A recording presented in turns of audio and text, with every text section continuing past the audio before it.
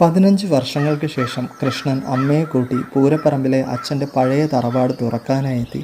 അച്ഛൻ അമ്മയുമായി പിരിഞ്ഞതിനു ശേഷം അവിടെ അവൻ വന്നിട്ടില്ല.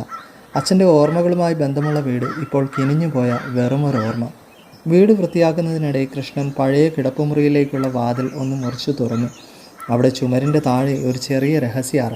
കൃഷ്ണൻ പയ്യെ അവിടെ ഇറങ്ങി നോക്കി. ഒരു ചെറിയ പഴയ കവർ അവൻ കണ്ടു. അതിനകത്ത് ഒരു ഡയറി. മുകളിൽ അവൻ്റെ അച്ഛൻ്റെ കൈയെഴുത്തിൽ അവൻ മരിച്ചിട്ടില്ല എന്ന വാചകം. ആശ്ചര്യത്തോടെ അവൻ അത് തുറന്നു വായിച്ചു. നീ ഒരു ദിവസം തിരിച്ചു വരും എന്നുറപ്പുണ്ട്. അതിനായി ഞാൻ കാത്തിരിക്കും. എൻ്റെ ഉള്ളിൽ പല രഹസ്യങ്ങൾ അടഞ്ഞു കിടക്കുന്നു. ഒരു ദിവസം നീ അത് മനസ്സിലാക്കും. കണ്ണുകൾക്ക് കുളിരും ഒപ്പം ഹൃദയം ചൂടാകുന്ന ആ വരികൾക്കിടയിൽ ഡയറിയുടെ പിറകിൽ ഒളിപ്പിച്ചു വെച്ചിരുന്ന ഒരു ചെറിയ താക്കോൽ അവന് കിട്ടി.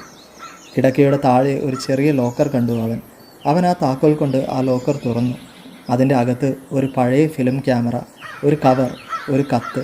കത്തിൽ എഴുതിയിരുന്നത്, ഇത് നിനക്കുള്ള എൻ്റെ അവസാന സമ്മാനം.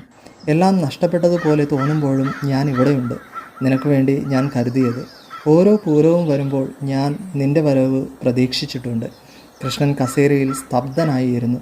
തല താഴ്ത്തിയപ്പോഴാണ് കാണുന്നത് ചുമരിൽ ഒളിഞ്ഞിരുന്ന ആ ചെറിയ എഴുത്ത്. സ്വാഗതം മകനെ. ചില ബന്ധങ്ങൾ മരണമില്ലാതെ നിലനിൽക്കുന്നു. കാത്തിരിപ്പ് ചിലപ്പോൾ മരിച്ചവരെയും വീണ്ടെടുക്കാൻ കഴിയുന്ന വൃത്തിയുള്ള ഭാഷയാണ്.